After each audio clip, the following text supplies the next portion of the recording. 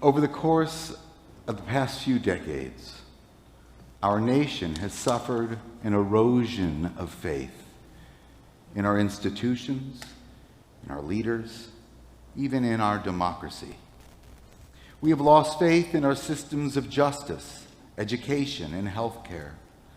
We have lost faith in the capacity of our elected officials to work together for a greater good for our communities.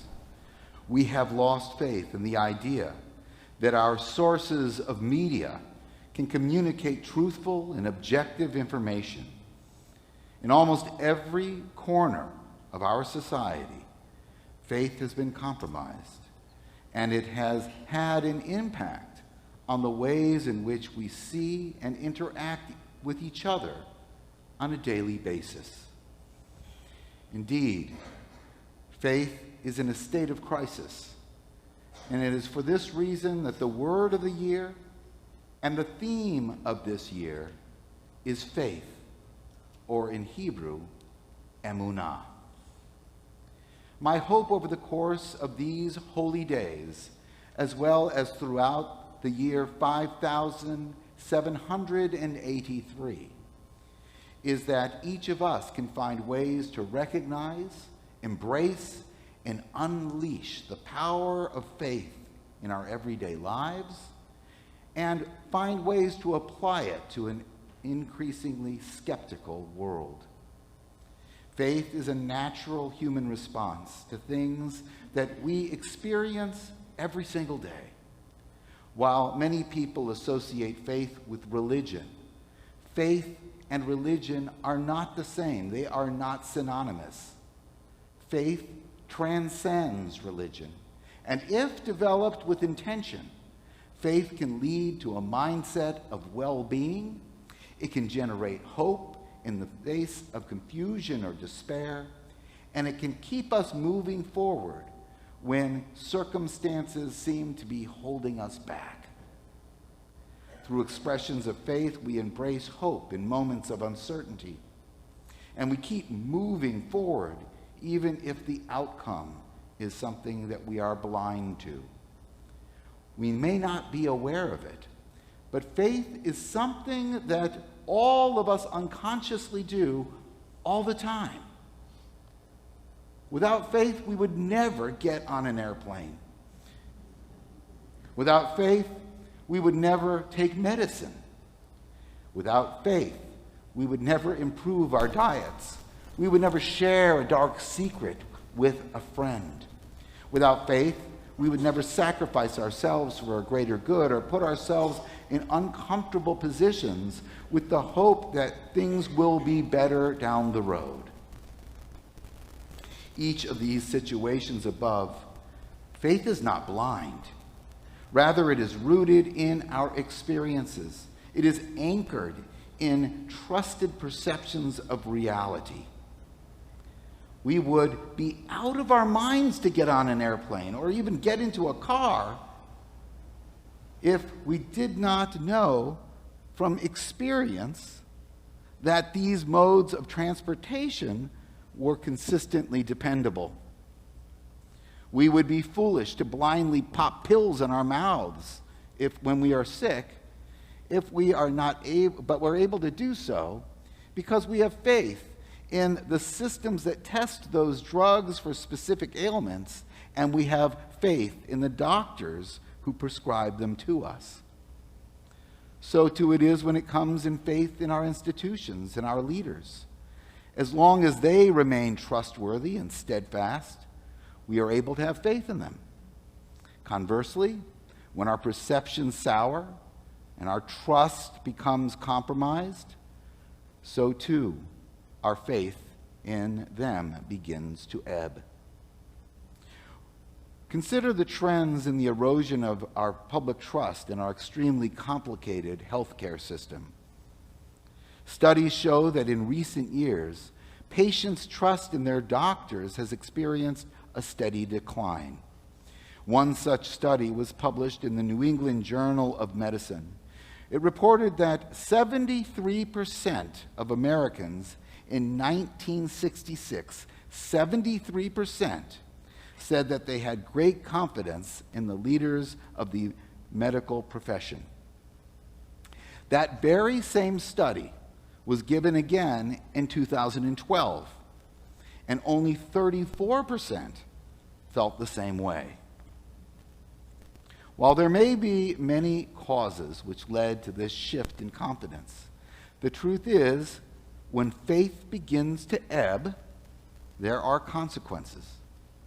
In the field of medicine, the erosion of faith can lead to decreased patient compliance, compromised outcomes, corrosive physician-patient interactions, and physician burnout. And those of us who are in the medical field here today and who are streaming, you understand over the last few years true physician burnout. Healthcare is not the only institution suffering from an erosion of faith. Organized religion, government, media, law enforcement, financial systems, education, and almost every pillar of society is suffering as well.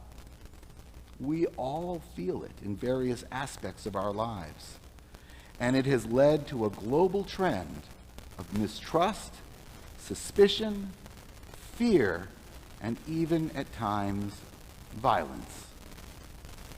When our perceptions of the institutions that govern us, educate us, and protect us become compromised, when we begin to lose confidence in the capacity of our leaders to lead us, and when our sources of news begin to misguide and confuse us, our capacity for faith can be diminished.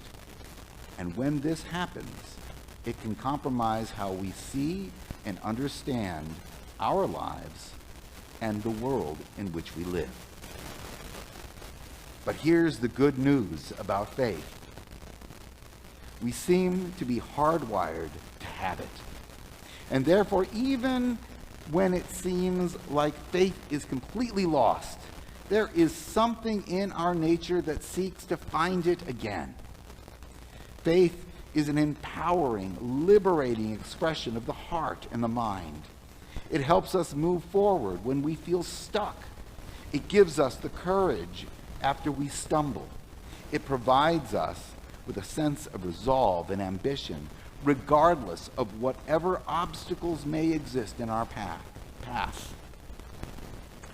One of the stories in the Torah that points to the tension between those who embrace faith and those who reject it altogether comes from the story about the spies who Moses sends into the Promised Land to scout out its inhabitability. Just to remind you of the scenario, Moses sends 12 spies into the land to see what it's like. 10 of these spies return with negative reports. Their reports are filled with fear and trepidation.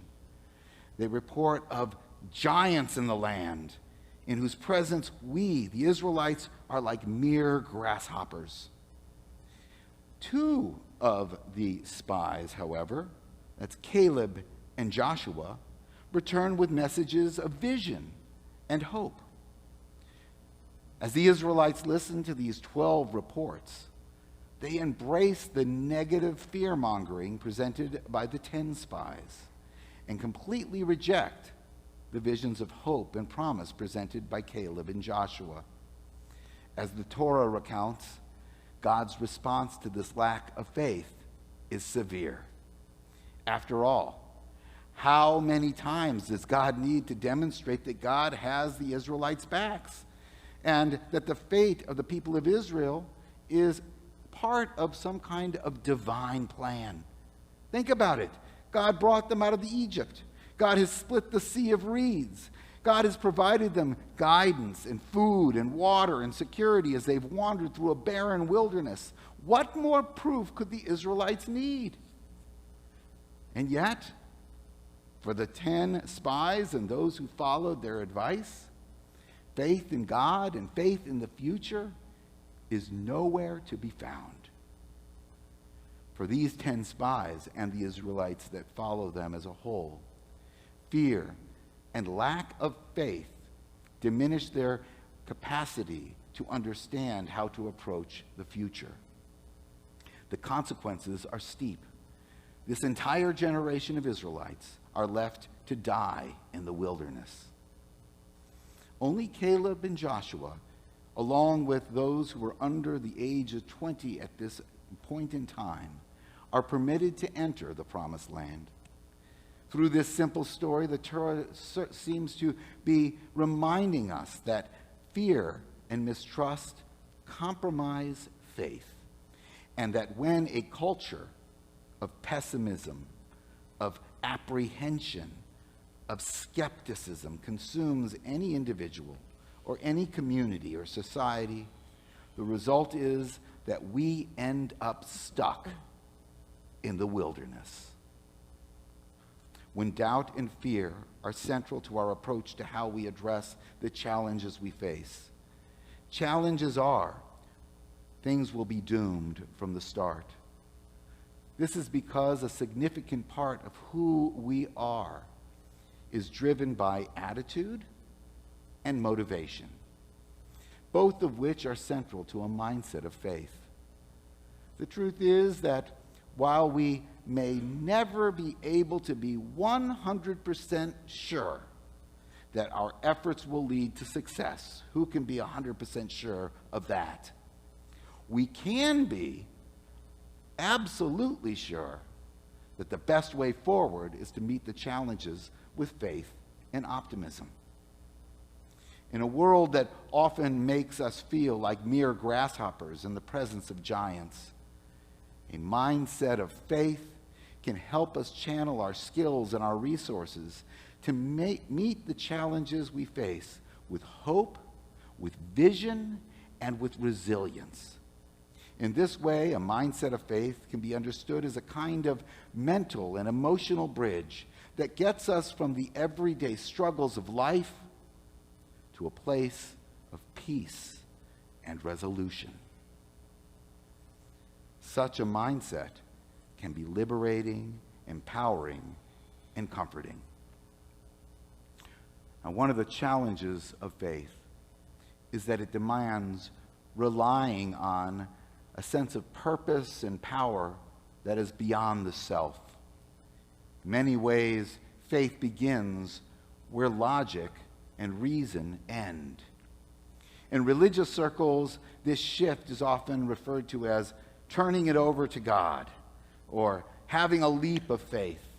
In more secular circles, and those who may reject the religious aspects of faith itself, we can hear the call of Bob Marley and the Wailers crying out to us, "Don't worry about a thing, 'cause every little thing is gonna be all right." You know the song. We love that song, at least those of us who remember it. That song is all about hope. It's all about faith. The knowledge that everything is going to be all right. Don't worry. I have a very dear friend who called me about a month ago with some absolutely horrible news. He had been diagnosed with what doctors were certain was ALS. They could not be 100% certain until a number of genetic tests came back. But all early indications seemed to point to ALS. As I expressed my deepest sympathies on the phone, I felt tears well up in my eyes. I know my voice was quivering. The pain and the pounding of my heart, I am certain, was audible. But then, the words of my friend took me completely off guard, completely by surprise. In a very weak and broken voice, he said, "Steve, I'm going to be okay." That's all he said. But he said it with conviction. He said it because he believed it. He was not making a statement about being cured. He was not dismissing the magnitude of his diagnosis. He was simply stating the truth that he fully believed. He was going to be okay. He is and will be. And ever since I shared with him that his story was going to be part of my talk today. Every day for the last few weeks, almost a month now, he recites the following mantra: I'm going to be okay. I'm going to stay positive because I have my wife and my family by my side. A mindset of faith involves living with an inner conviction that despite the way things may appear to be, despite any perceived obstacles in our path, things are and will be okay, even if okay does not indicate being cured. This worldview is better articulated in the Hebrew form of the word faith, which is emunah. Emunah is the sense that everything will be fine, not only in the future, but right now. Every single second is okay. It is a view of reality that sees the moment of our existence as full of purpose and meaning and intent and direction. Every moment of our lives has this fullness. Emunah is a kind of knowing and understanding that is directly associated with the soul, with our being, with our existence. It shares the same root as the word amen. We say amen all the time, which is the word we use to say, I agree with your prayer, or ditto, or count me into this blessing. It is a verbal confirmation of expressed hopes and blessings. So too is emunah. You can hear the connection. Amen and emunah. So just as amen is a verbal confirmation of a blessing that has been articulated, emunah is a nonverbal confirmation of the hopes, desires, and destiny of the soul, of who we are in every moment of every day. Emunah is not logical. In fact, it begins, like faith, where reason ends. It is not to replace reason. It does not contradict reason. It does not compete with reason. Rather, emunah is an aspect of the self that allows the soul, not the mind or the intellect, but the soul, to reside in complete connection with truth. As my friend expressed his belief that he would be okay despite the pending diagnosis of ALS, he was not dismissing the truth or contradicting the facts that this disease, whatever it may be, may likely end his life. Those realities are beyond his control, but he could hold on to faith in his heart, in his mind, that he was going to be okay. And he is. His faith that things are going to be okay was rooted in the acceptance of truth, and his words to me echoed an amen that we say in our prayers all the time. In saying that he would be okay, he was expressing that he felt in the depths of his soul that everything that he had lived for, everything that he had built in an amazingly successful career, everything that he had shared with his family was all right. Yes, it was going to be sad and painful and difficult, but it would be okay. Embracing a faith mindset in our lives involves a kind of letting go that is not easy to do. In part, it is because it's not logical. Emunah and faith do not reside in our minds. It is an expression that is directed through ritual, through prayers and hopes and dreams. The liturgy, imagery, and messages that we share during these holy days are designed to help us develop a stronger sense of faith. They are meant to instill within us a sense of purpose and wholeness in the way that we understand ourselves, our relationships, and our place in the universe. They serve as an annual conversation with God. As Jews, our long-standing hope has been that this annual conversation that we have during these holy and awesome days can help us grow and evolve in ways that we were meant to be. It is something that is very similar to the dialogue which was written by John Rodell. Hey, God. Hello. It's me, Becky. I know who you are. Oh, yeah, of course you do. Well, tonight I'm turning to you for help. I feel broken. I feel like I'm falling apart. Can you put me back together? Absolutely not. Why? Because you are not a puzzle. Well, I feel like a puzzle that's falling apart. So many of the pieces of my life seem to be falling down. Please, God, direct me on how to pick them back up. Let them stay there for a while. They fell for a reason. Take some time. Then decide if you need any of those pieces back. But you don't understand. I feel out of control. I feel like I'm breaking down. No, you don't understand. You are breaking through. You are feeling growing pains. You are shedding the things and the people in your life that are holding you back. You aren't falling apart. You are falling into place. Breathe. Relax. Quit holding on to the pieces that don't fit anymore. Let them fall off. Let them go. But if I do that, what will be left of me? Only the very best pieces of you. I hear you.